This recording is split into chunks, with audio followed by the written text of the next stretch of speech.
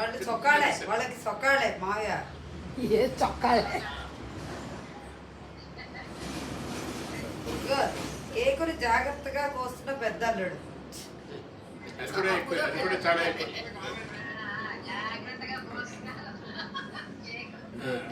Cake ఎక్కడ అయిపోతుందా?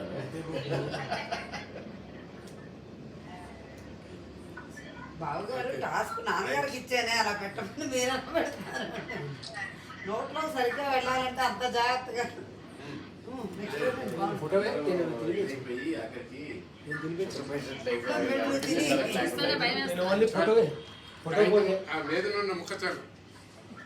శ్రీనివాస్ మీరు మాట్లాడినవన్నీ రికార్డ్ అవుతున్నాయి, నేను తినిపించలేను. ఆ చర్యలు పెట్టేయండి, అది ఈజీ.